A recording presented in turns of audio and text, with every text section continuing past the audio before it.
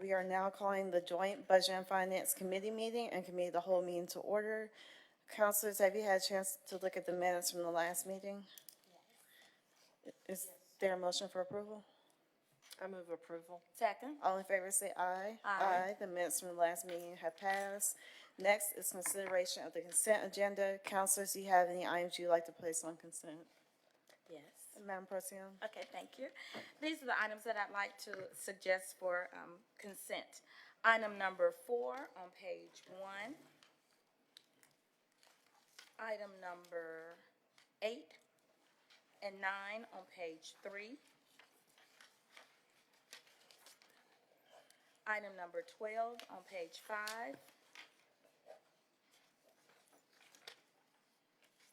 Item number 18 on page 7. Item number 20 and 21 on page 8. And that's it. Okay, and I got a notice that item number 7 needs to be removed from the agenda, so removing item number 7 from the agenda. Madam Chair, Nope, just kidding. we want to remove item number 14 also. 14, okay, 14 as well, so 7 13. and 14. Yes, Jeff? Madam Chair, we're removing 7 and I think 13 because it's a, or we're just removing 7, so it's not a. Correct, yes. Mhm. So that's item 7, 14's withdrawn. yes, and 7. Yeah. Council Abbott, do you have any items you'd like to place? No, I'm in agreement with that list.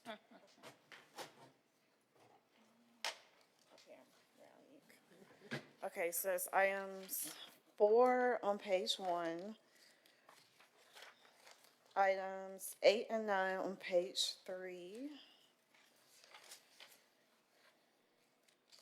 Let me skip. Item 12 on page 5.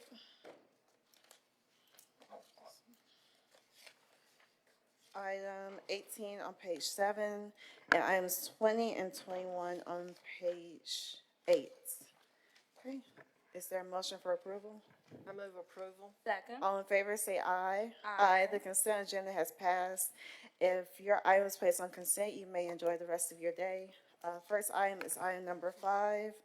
This is a professional services agreement for a period not more than 3 years with the law firms of Culpeper and Associates, Law Office of Yarborough LLC for legal representation involving claims related to any insulin manufacturers, distributors, and/or wholesalers. Attorneys will represent the city on a contingent fee basis, and the total amount of attorney fees owed by the city shall not exceed 25% of the first $10 million of recovery, 20% of any recovery of funds in excess of $10 million and less than $20 million, and 50% of any recovery of funds in excess of $20 million. The city will also reimburse attorneys for reasonable costs and expenses which shall not exceed 25% of total gross in favor of the city. Move the item. Second. Hey, good afternoon. You good afternoon. Good, good. Can you tell us a little bit about this item or anything you would like for us to know? Yes, we are coming forth to move this insulin pricing scheme litigation. At this time, we would say that the city qualifies because they are a self-funded insurer, and you do have employees that have to take insulin for their diabetes. This is basically a litigation that involves the fact that insulin prices have remained the same since they've come out. But the prescription has not changed. It's the exact same drug. They've worked with pharmacy benefit managers to increase the price for those that have insurance and pay for this drug. So we would go and recoup those fees that have been overpaid by you as the funder of your self-insured program. Okay. Council Abbott? Yes, so what you're saying is that the drug companies have charged people with insurance more than they charge people without insurance? They have charged the organizations that are self-insured They have overcharged them for the price of insulin, in some cases up to 2,000% more than what it should cost. Just the ones that are self-insured. Just the self-insured organizations. Those are the parties that have standing at this time, because you have to be the one that pays that premium. Well, that makes sense. Okay, well, thank you. I'm glad we're catching them. Right, Madam Pro Tem? Well, thank you. Thank you all very much.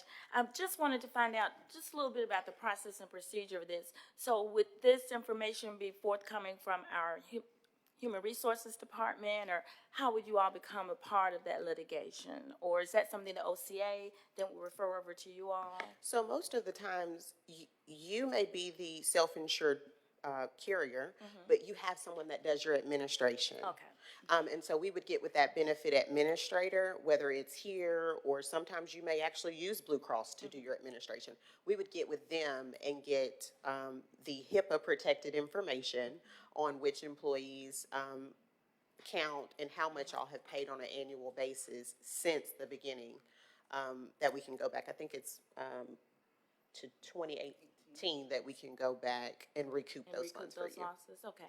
Thank you very much. Thank you. Okay, Council Abbott, do you have anything else? Well, it's a question that's probably not relevant, but why would self-insured entities be targeted? It's not that you're targeted. What Attorney Yarborough was saying is that you have standing.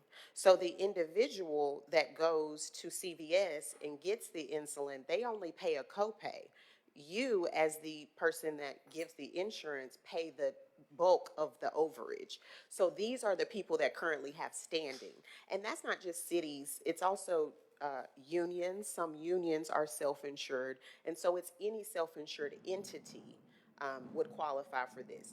A individual does not have standing because you are the one that pays that insurance. They only pay a copay. But all companies are not self-insured. I mean, I worked for one that was self-insured and the city's self-insured, but everybody isn't self-insured. That is correct. So those that are not self-insured that would like to bring forth a claim, they would need to go to, they're under a group plan. So they would need to go to whoever is over the group plan, and that's who could bring the claim on their behalf. Okay, so it wasn't just the self-insured people that are entities that were being targeted. It was everybody, but they have to. Correct. Everyone was targeted. Yeah, everyone was targeted, but only Everyone. certain people have an avenue for recovery. Okay, well, I understand now. Thank you. You're welcome. Thank you. I just have one more statement. I guess I could see how this obviously affects the city when we think of every dollar we spend, there's more than 80 cents. Right. When we talk about the costs that are associated with, that just comes off the top, that involve employee and health and those type things. So there would be a reason then that the city would want to enter into this as a means of helping that bottom line or what we spend out. And also, any funds recovered will go directly back to the city, directly into those budgets. It doesn't have to be carried out through the state and then trickle down. Yeah, it's It'll like go more directly to you. sidewalks. That's that right, when I Chief? maybe have a question for Chief like that. I know with our, look at me. But you know how we did with the opioid case, and we can direct that money, so we could direct those monies in the way that we like, correct? Okay. Thank you. Help people to get more exercise. Yeah, and make these companies more accountable, because I definitely know insurance costs way too much, and most people cannot afford it, and they have to choose between their medication and paying their light bill, paying their car notes. I'm excited to see this. So, I think there was a motion and a second. All in favor say aye. Aye. That aye passes. Thank you. Thank you, ladies. Item number 6 is software as a service agreement with Tyler Technologies Incorporated, under which Tyler Technologies will provide software, professional services, and ongoing maintenance and support services related to the migration of Tyler Technology software products from a on-premises installation to a SaaS installation for a period of up to 3 years, and the amount not to exceed $3,736,482. Move the item. Second. Hey, good afternoon. I'm Annette Harris. I serve as Enterprise Systems Manager for IMS. SaaS is Software as a Service. Madam President, Yes. I was the one that, didn't put this on consent, and my only question was, is this like City of Birmingham business as usual, or is this related to our recent network disruption? So we have, had already talked about moving them to Software as a Service. This is for the, we have a lot of contracts with Tyler Technologies, and this is for the public safety side. The current network outage prompted us to move faster with it.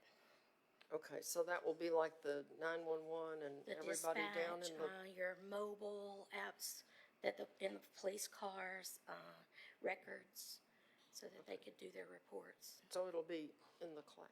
Yes. Okay, thank you. That was my question. Okay. Madam Pro Tem. Yeah, thank you. I'm glad you did ask for that item, though, to get that clarification, because it was needed, so thank you. Anything else? Well, yeah, that's it. Yeah, okay. Well, there is a motion and a second. All in favor say aye. Aye. Aye, the item passes. Next item. Okay. This is item number 10. This is an agreement with the Birmingham Board of Education in amount not to exceed $500,000 to provide the following goods and services for the benefit of students of the Birmingham City Schools. The board will provide assistance to create a Birmingham City School System school-based mental health services program that will provide mental health support on every Birmingham City School System campus selected by the Birmingham Board of Education. Move the item. Second. Chief. Hey, how you know I was on top? I'm just kidding. Madam Chair and committee meeting members, I just have one correction before I start giving out the kind of the explanation of this. So I know the amount is for $500,000. We're gonna change that to $885,000. That's 885,000. So I'll go into my spiel now, right? Okay. So this is just a continuation of what the mayor initiated right out of post-COVID, to have mental health advisors within all our school systems as we live in this post-pandemic world. The mayor has spoken with the superintendent to keep these services going. And I know it's a reduced rate, but then just with full transparency, the difference in the cost is to help the Page Pal initiative that the mayor had with the 3rd grade and 4th grade reading initiative. So he has had that conversation with the school superintendent, and they're okay with the reduced amount, that they will fill in that gap and continue with still same service for the mental health initiative for all of our schools in this post-pandemic world. So why did we reduce the amount? So if you remember, the mayor, has said before this council and the public that we want to have as many volunteers and help when it comes to the 4th grade reading initiative. Yeah. So he contracted with Page Pals for that initiative. I think he has spoken to a few of you about that. If not, I'll let him know about that. But that line item was specifically geared towards the school board. And so in his conversation with the superintendent, he was fine to have that okay to have Page Pals into the school system and still have a continued service for our mental health initiative. So I'm confused, so we took 115,000 and put it towards Page Pals and took out this amount? So the line item in the budget just says Board of Education Other. It was not specific. Now, Chief, I'll say my comment because it's not for you, but I'm gonna say it. Madam Pro Tem, do you have any questions? I guess I'm just trying to get the scope of this, because we still want to have this wraparound mental health services. And so if the money was directed, some of it was for Page Pals, are we now, in a sense, decreasing the amount of effort that we would be putting in to the mental health? So I wouldn't say, service. Madam Alexander, I wouldn't say that we're reducing the services. The continuation of service will be at the same level. That was the conversation that the mayor negotiated with the president, with the superintendent of the school board. Even though it shows a reduced amount, he has made a commitment to keep the services at the same level, even at the reduced amount. And where is that money coming from? Where is that? Will that money, request for that money or proposal be sent back to us? No. Or, I guess I'm just trying to, not that I think you're doing anything wrong, it's just that I want to just feel comfortable that we're providing what we said we were going to provide in the scope of service, because we know how important this is to our students and to those families. We hear you, and I think that was the conversation that the mayor had with the superintendent to make sure that they were in line, that noting that the service amount will be a little bit lower, but the service will still remain the same, and he was committed, the superintendent was committed to that, even though with the reduced amount, because he felt the importance of the fourth grade reading initiative also. And I agree, that's very important, but I just know as a council, we've been wanting to talk about those services and what we're getting out of those and just sort of where they are at this point. Yeah, I think with that. for the council to, have any comfort, I think we can have the superintendent come over and speak to how it's working. I think that would be, par for the course. Okay. I'll let you all continue with questions while I mull over that. I know Thank you. council leadership was, considerate enough when we had the request to have that conversation with the superintendent and Board of Education. Because I think we were at CBC, and we had to ask the mayor, and even the mayor had to text the superintendent, like, hey, what's going on? We need a better communication with them on how they're using the funding for our kids. But, Council Abbott. Okay, so bottom line, in the budget for this year, we have $1 million for the school system. And we were under the impression it was all going for mental health. But now we know that $115,000 went to Page Pals for the reading initiative, and the $885,000 is going for mental health. And I think I heard you say that the Board of Education is going to fill the gap. So if there's a gap, So when I say fill the gap, continuing the service at this certain level. So that's the gap, and it won't be the financial gap. It's just maintaining the same level of service. So they may take a financial impact on it, but he has committed to the mayor in this conversation that even though that the funding reduced just by $115,000, that the same level of service will still be provided to all our schools when it comes to mental health. okay, so if money is needed, it's coming from the Board of Education. That's correct. If additional If it's funds needed, yes. are needed. Okay, thank you. But my question is, if Page Pals is a volunteer-based service, why are we giving $115,000? So I'm sorry, Chief. I know this isn't your decision, but I kind of feel like I don't think it's right that. It was an incentive. I'm sorry, I did not mean to cut you off. Yes, I sir. think it was more that the mayor wanted to enhance the incentive pool to get more people involved. So it turned into not just a volunteer base, it was trying to get more people involved on the short turnaround that we had with the schools as they was on the cusp of taking the test. I just don't like learning about information now in a public setting and being told one thing and then find out it's another. Like, we're really passionate about mental health, because if we don't have their mental health together, they can't take the test. It doesn't matter how much tutoring we do for them. I don't feel comfortable, honestly, voting for this until we hear from the superintendent. Because these kids go through enough. Like, they're losing friends left and right. We're asking them to sit in these classrooms and then go out into shootings. And no, I don't agree with that. I'm in agreement, I just because don't. I would not feel comfortable with this being a recommendation from Budget and Finance when we have the questions and we bring it forward to the full council with the recommendation. So I don't know what your feelings are among each counselor, but, Well, maybe the thing to do would be to send it to the committee of the With no whole and let Yeah. all 9 council members be in on the decision-making. is this on the agenda tomorrow? It's not yet, okay. Okay.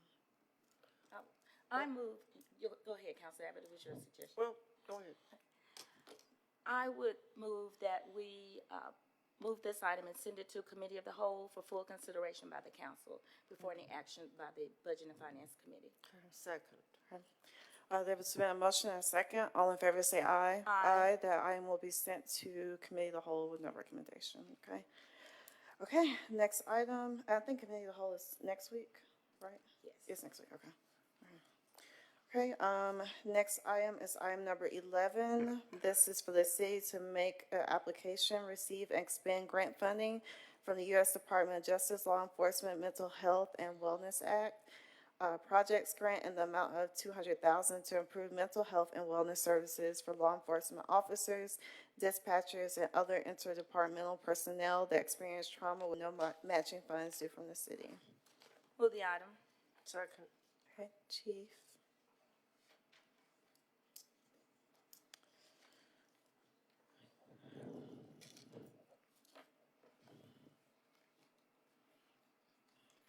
Good afternoon. I'm Adrian Stitt. I serve as the Director of the Grants Division. And I'm Sergeant Erin Fitzgerald, and I am currently the grant person for the Birmingham Police Department. Yes, ma'am. You all have any questions for us regarding this grant? We applied for this same grant last year. Unfortunately, we wasn't awarded because they ran out of funding, but we're applying again we would like to apply again this year. The application deadline is April 24th. And we're gonna use the money for the same type of funding to provide counseling, nutrition, stress relief, provide those services to our officers and, others in BPD. Okay, Council Abbott? I'm good. Yeah. Okay, Madam Pro Tem? I am as well, and I just want to tell you, we were just at the NCRC Just Economy Convention, and there was a lot of praise for the Grants Department for the city of Birmingham. You all are just knocking it out the wazoo with grant applications and Oh, yeah, I'm bringing proud these of those, services to yeah. the city, so thank you all. Question, how many hours of counseling would this cover for the police officers, do you know? We haven't been able to determine that yet. Once we, if we get awarded, we have to get a contract with someone, and we'll have more information when that contract comes. Okay, before you.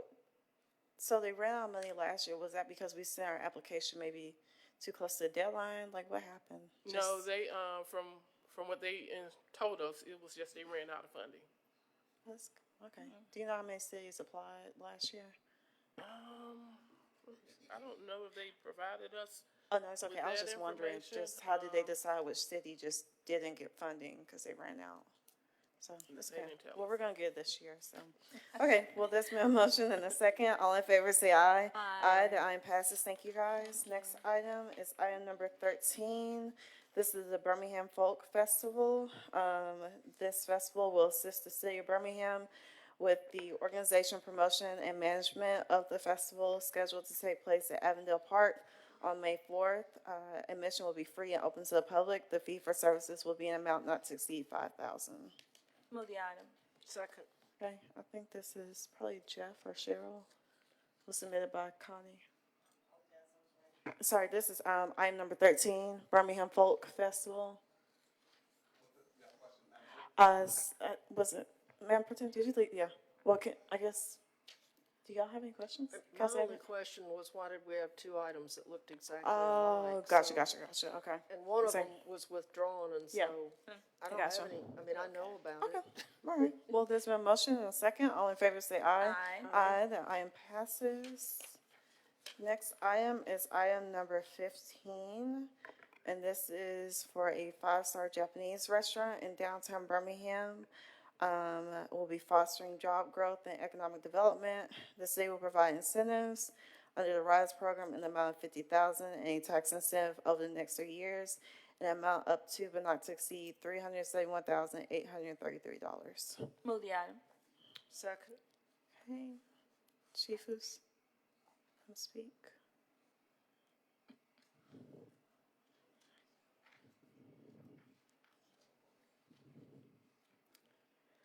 We can, We'll delay it for 2 weeks.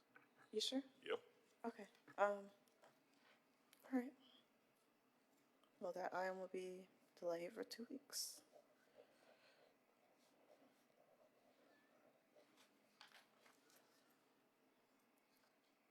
Trying to think.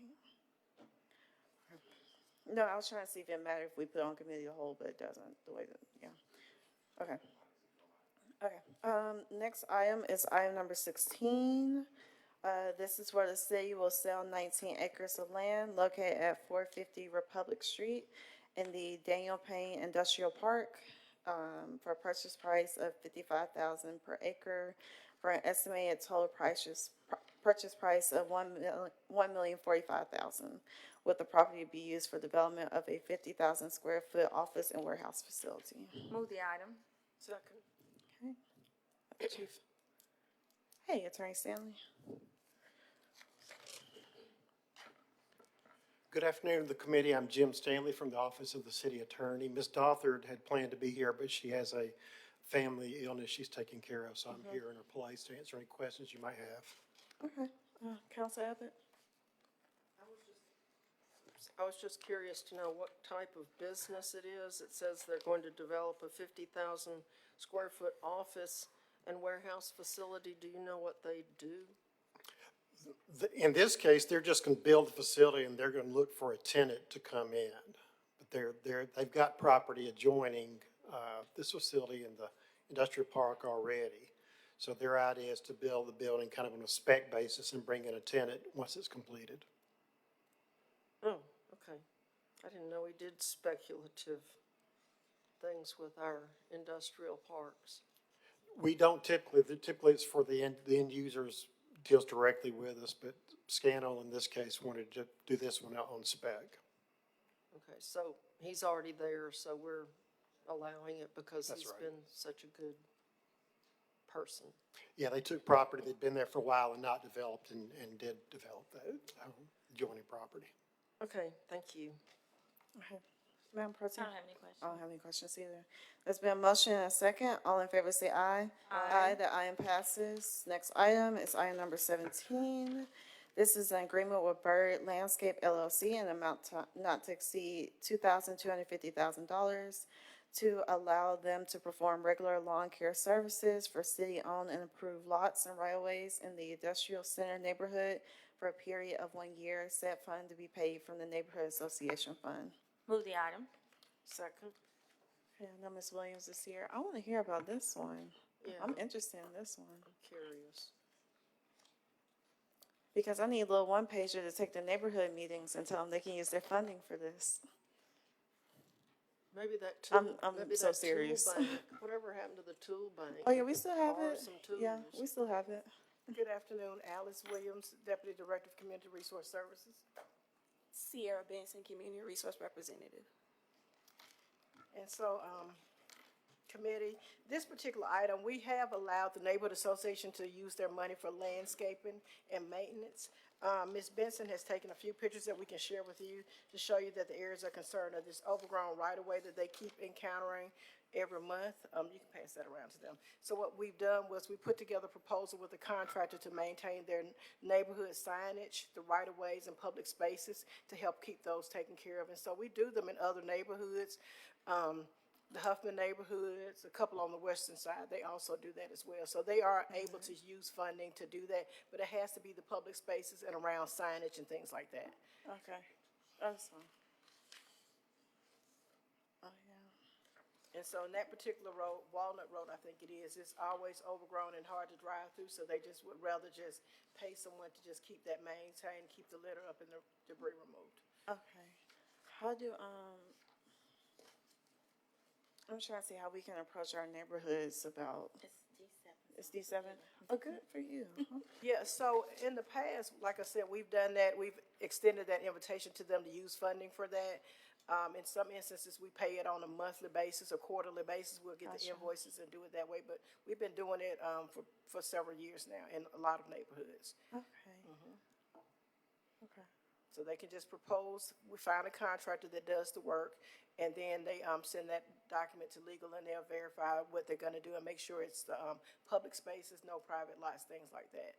And so we just work with the neighborhood to try to make sure that we get the beautification they need near their Yeah. signage and things that we don't get a chance to do Yeah. as often as we like, near their, entrances to the neighborhood, park spaces and things like that. So just try to do a little beautification to help out, because we don't get to cut as often as we like to in those spaces. Yeah, because I think Woodland Park has done that with our signage too, Ms. Scott. so. Yes, yes, and it's hard, a lot of the neighborhood folks are seniors now and they can't get out to do the work. And so it's, to put it in rotation with Public Works, it takes some time a lot of times, and they don't wanna wait that long, so we like to be helpful with that. Yeah, sure. Yeah. Council Abbott, do you have any questions? Yeah, I do. So any neighborhood can do this. Is this one of these situations where the neighborhood is told to get 3 prices and submit them to the city for consideration, or do you just go out and get Uncle Joe to do it? Well, they're gonna have to go through our processes, have a W-9, transparency and all that, so they can find 3 vendors in the area. We prefer that they do because we wanna encourage them to use people from their neighborhood or in areas that they're familiar with. So we try to get them to focus on the folks in their area. So that'll be some buyback into their neighborhood. If other people see them out there working, they might work with them. So that's what we hope. But, they normally bring their own preferred people and we just send them through the legal process to get it approved.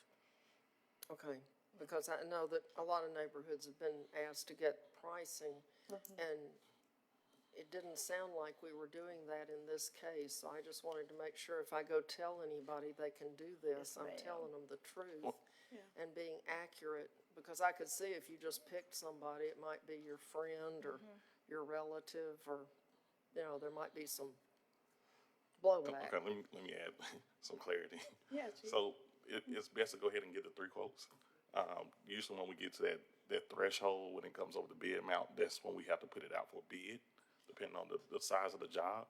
So I would suggest doing the 3 quotes or getting somebody that's already contracted on our weed bill. That'll probably be the best way, and then we can provide the council that list of vendors. Gotcha. Okay, so they have to have the usual city business license and all those kind of things, so somebody from the neighborhood might not be in business. Right. Okay, thank you. Madam Pro Tem, do you have anything? Well, I do want to tell you that I'm familiar with this industrial center neighborhood. It's part of District 7's neighborhood. I want to thank you, Ms. Benson. You have been very vocal in working with making this suggestion to the neighborhoods that I represent and that you serve to offer this type of service, because as has already been stated, the city of Birmingham is not in the landscape business. So when I get calls about the growth around the entranceways and the signs and certain, city-owned areas such as this is a great opportunity for the neighborhood to become a part of the solution using the funds that are allocated to them annually. So I'm always excited when any of the neighborhoods elect to use this service. And we've been very confident that it's just not people who know people that are getting the funds as a part of this service. I mean, they do go through the same type of transparency and review that we do with any contracts that we give out. So I'm very excited about it. So thank you. And Ms. Benson, I just want to thank you for, she's been very good at persuading neighborhoods to take this service. So thank you very much. Appreciate you. Yes, come on over to District 6. You can't have a. I can't have it. Let's see, I have one neighborhood that's sitting on 40,000. She on Mason City. Oh, Mason City will do it. Yeah, definitely. Okay. Well, there's been a motion and a second. All in favor say aye. Aye. The aye passes. Thank you, guys. Item number 19. This is to allocate funds in an amount not to exceed $700 for the purchase of 4 3-foot by 3-foot two-sided yard signs and 2 banner-style signs to be installed on the public right-of-ways or public property located in the Powderly neighborhood. Said funds to come from the neighborhood association funds. Move the item. Second. Okay. I know they left, but it's. But I'll try and answer it. Okay, sorry. I'll try. What's the question? What's your question, Madam Pro Tem? I don't have a question. I was This the is one also with a the Oh, T7. Councilor Abbott. It was me. These signs are pretty big. Are they going to be put on the city right-of-way? Where are they, where are they going to be placed? And it doesn't say the size of the banner, Well, but I know in the past, back when we had a traffic engineer, they pulled up people's signs that they put on the right-of-way because they said they were not legal traffic signs. And so there's no point in spending city money to get all this stuff if it. yeah, let me find out about it, because I know I'm comfortable in saying the 4x4 that's on the poles are fine. The ones that you're saying about the yard signs, I need to ask about that. I'm not sure about that one. Yeah, because I do recall that a neighborhood that I won't mention, spent a lot of money on signs, but they put them on the right of way, Well, and then the city took them all back up. Yeah, I know that usually the ones that I've seen that are the yard signs to say, hey, a neighborhood meeting is tonight, and then they take them right up. But they had slow down and Yeah. all, all they were trying to keep people from speeding down their street. So I would think the locations where the signs are going to be placed would be very important. Yeah. Okay, so there are neighborhood signs that they want to, it's in this small, the two-sided banner signs. Are you guys familiar with like the no dumping signs? It's like that, and they want to sit those out so people can know, the times and days of their meetings. So that's what it's for. Okay, but where will the signs be placed and where will the banners be placed? Well, from what I was told, the banners will be placed on, is Henry Crumpton, around Henry Crumpton Rec Center, because that's where they have their meetings, and along that, I don't know, their road right in front of Henry Crumpton Rec Center. Okay, so they wouldn't be on the city right of way. No, ma'am. They'd be in the park.